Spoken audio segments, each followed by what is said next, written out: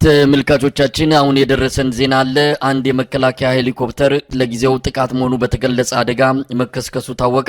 በውስጡ የፌደራል ባለስልጣናትን እንዳሳፈረ የተነገረው የመከላከያ የጦር ሄሊኮፕተር ሙሉ በሙሉ መቃጠሉም ታውቋል። አንከር ሚዲያ ስለ አደጋው መረጃዎችን በማሰባሰብ ላይ ነው። ሄሊኮፕተሩ በፋኖ ኃይሎች በአርፒጂ መሳሪያ ተመቶ እንደወደቀ የሚገልጹ መረጃዎች በስፋት እየወጡ ነው። በሄሊኮፕተሩ ውስጥ የተሳፈሩት የፌደራል ባለስልጣናት መሆናቸው እንጂ እነማን እንደሆኑ ለማጣራት የተደረገው ሙከራ ለጊዜው አልተሳካም። የዘውትር ተሳታፊያችን ከተለያዩ ምንጮች የሰበሰባቸው መረጃዎች ሊያካፍለን መስመር ላይ ይገኛል። መልካም መሳይ እንግዲህ ከጎንደር አዘዞ ዋና ማዘዣ ጣቢያቸው ላይ በመነሳት የጎርጎራ መዝናኛ መናፈሻ ማዕከል ላይ የወታደራዊ አዛዦች በተደጋጋሚ ጊዜ እየሄዱ የሚዝናኑበት እንዲሁም የብልጽግና አመራሮች ለረፍት ያሉ በሄሊኮፕተር ሄደው እንቅስቃሴ የሚያደርጉበት እንደሆነ ይታወቃል። ለበርካታ ጊዜ ጭንቀት ውስጥ በወደቁ ጊዜ ምክክርም ለማድረግ ባሰቡ ጊዜ ከጣና ዳር የተሰራው ትልቁ ሪዞርት ላይ ከፍተኛ የሆነ በጀት ይዘው እዛ አካባቢ መዝናናት ራሳቸውን ለማዝናናት እንደሚሄዱ ይታወቃል። ነገር ግን የምስራቅ ደንቢያ የሚንቀሳቀሱ የፋኖ ኃይሎች የመረጃውን በደንብ አድርገው ከአዘዞ እንደተነሳ መረጃው ስለደረሳቸው በደንብ አድርገው ራሳቸውን አዘጋጅተው ሄሊኮፕተሯ ልትወርድ 2 ወይም 3 ደቂቃ ሲቀራት በሄሊኮፕተሯ ሙሉ በሙሉ በአርፒጂ መተው በስሩ በሄሊኮፕተሯ ውስጥ የሚገኙ ወታደራዊ መሪዎችና የብልጽግና አመራሮች ሙሉ በሙሉ ህይወታቸው እንዳለፈና ሄሊኮፕተሯ ሙሉ በሙሉ በሳት እንደተቃጠለች ነው የደረሰኝ መረጃ የሚያመላክተው። በዚህ ከተማ ላይ ከዚህ በፊት 200 የሚገመቱና የፌደራል ፖሊስ አባላትና ከ200 በላይ ደግሞ የመከላከያ ልዩ ኮማንዶዎች አካባቢን የሚጠብቁት ስለሆነ ከዛ አካባቢ ችግር አይደርስብንም። እዛ ሄደን 1-3 ቀን 4 ቀን ተዝናንተን ብንመጣ በጀርባ በኩል ጣና ሐይቅ በመኖሩ ፊትለፊትም እነዚህ ኃይሎች በመኖራቸውና የፋኖ ኃይሎችም ከጎርጎራ አካባቢ ይርቀው ወደ ደንቢያ ጨዋሂት ቆላድባ አካባቢ ውጊያ ስለሚያደርጉ ወደዚህ የመምጣት እድል የላቸውም በማለት ለመዝናናት በሄዱበት ነው የሚል መረጃ ነው የደረሰኝ። በስሩ የሚገኙ የወታደራዊ ጀነራሎችም ከፍተኛ የብልጽግና አመራሮች እነማን እንደሆኑ ባይታወቅም በተለምዶ ከዚህ በፊት የሚደረገው ነገር ምንድነው ለመዝናናት ወደ ከተማዋ መጣው በሄሊኮፕተር ደርሰው እንደሚመለሱ ነው የደረሰኝ መረጃ የሚያመላክተው። ለማጥፋት የከተማውን ህዝብ አስገድደው ወደ ሄሊኮፕተሯ ወደ ወደቀችበትና ወደ ተከሰከሰችበት አካባቢ እንቅስቃሴ ህብረተሰቡ ወጦ በግዴታ አፈርና ውሃ ተሸክሞ እንዲሄድና እሳቱን ለማጥፋት ከፍተኛ ጥረት ቢደረግም ነገር ግን እንዳልቻለ የከተማው የጎርጎራ ከተማ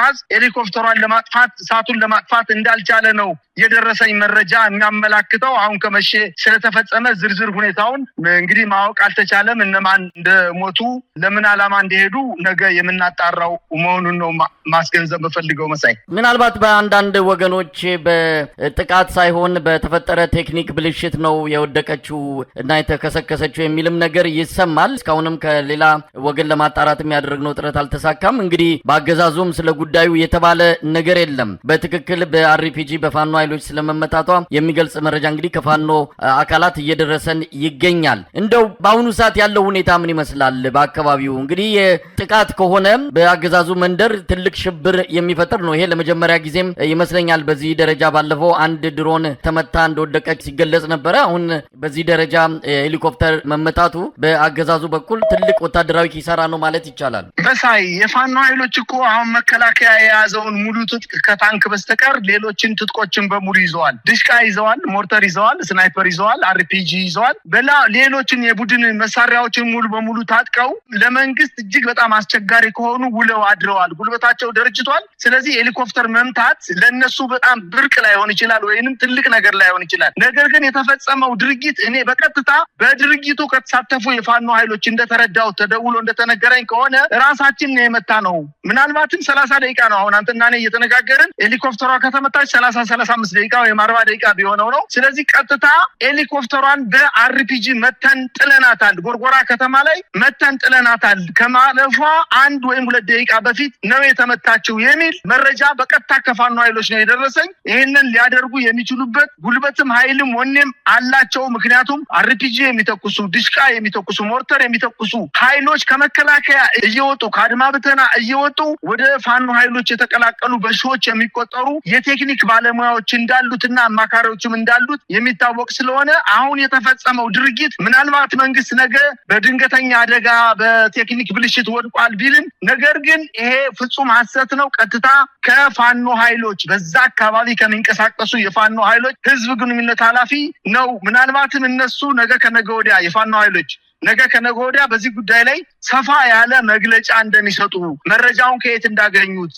የት ላይ ሆነው እንደመጡት በስሩ በሄሊኮፕተሯ ውስጥ እነማን በአካል እንደነበሩ ምን ሊያረጉ እንደሚሄዱ መቼ እንደሚመለሱ ስንት ሰዓት እንደሚያርፉ በደንብ አድርገው ተንትነው የሚያቀርቡ ቢሆንም ነገር ግን አሁን ለጊዜው የደረሰ መረጃ ሙሉ በሙሉ በሄሊኮፕተሯ ውስጥ የነበሩ ሰዎች እንደተመቱና ህይወታቸው እንዳለፈ ሄሊኮፕተሯም ደግሞ ሙሉ በሙሉ ከጥቅም ውጭ እንደሆነች ነው የደረሰኝ መረጃ የሚያመላክተው። አሁን ጎርጎራ ያለው ሁኔታ ምን ይመስላል? ይሄ ትልቅ ጥቃት ስለሆነ አገዛዙ በቁጭት በብስጭት ሊወስድ የሚችላቸው እርምጃዎች ይኖራሉና በአካባቢው ደግሞ የመናፈሻ የመዝናኛ ስፍራ የተሰራበት ነው። ስለዚህ ወታደራዊ እንቅስቃሴ ብዙም የለም የሚል መዘናጋትም ስላለ ነው በዚህ አንጻርም ጥቃቱንም ተፈጸመው። አሁን በምን ሁኔታ ላይ ነው ያለው?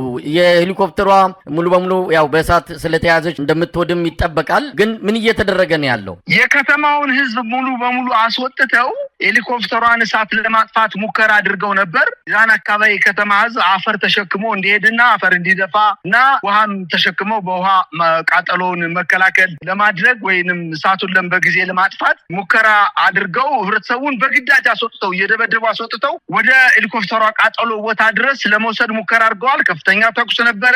የተኩስ ልውውጦችም በተወሰነ ደረጃ ነበሩ። በአጭር ርቀት የሚደረጉ የተኩስ ልውውጦች ነበሩ።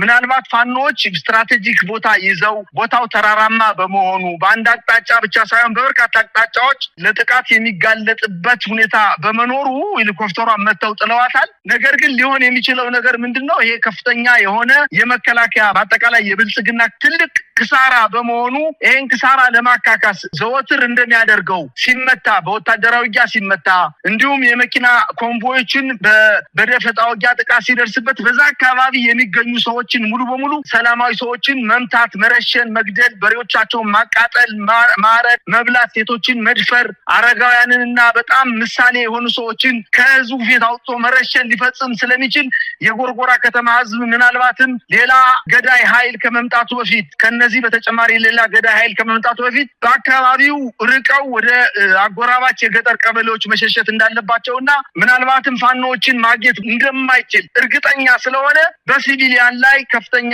አደጋ ሊደርስ እንደሚችል ነው አብዛኛው ሰው በፍርሃት እየተናገረ የሚገኘው። እንግዲህ ሁኔታውን በተመለከተ አሁንም መረጃዎች እየመጡ ነው የሚገኙት። በአካባቢው ያለውን ሁኔታ ኔትወርኩንም በማቋረጣቸው አንዳንድ የስልክ መስመሮችም ሊቋረጡ የሚችሉ በመሆናቸው በአካባቢው ደውሎ መረጃ ለመሰብሰብ ተወሰነ አስቸጋሪ አድርጎታል። ስለዚህ ሁኔታውን እናጣራለን። እንደው በመጨረሻ ምን ማለት ይቻላል? ሰሞኑን ነው የብርሃኑ ጁላ መግለጫ የተሰማው። ለፓርላማ ባደረገው ንግግር 90 በመቶ የሚሆነው ኃይላቸው ተመቷል፣ 10 በመቶ የሚሆኑትም በሚዲያ ላይና በሚዲያ በሚያደርጉ ጩኸት እንጂ መሬት ላይ የሉም የሚል ነገር በተናገረ ማግስት ነው ይሄ ነገር እየሰማን ያለ ነውና ምን ያመላክታል? እንዲህ አይነቱ ነገር ምናልባት በቀጣይ ትልልቅ ድሎችን መስማት የምንችልባቸው አጋጣሚዎች ይፈጠራሉ የሚል አንዳንድ መረጃዎችንም እየሰማን ነው። እንደው ምን ያመላክታል? የሀገሪቱ ወታደራዊ ኢታማጆር ሹም ገና እኮ በ15 ቀን ውስጥ የፋኖ ኃይሎችን ትጥቃቸውን ብቻ ሳይሆን ቀበቷቸውን ጨምረን አስፈትተን ክልሉን ሰላም እናረጋለን በማለት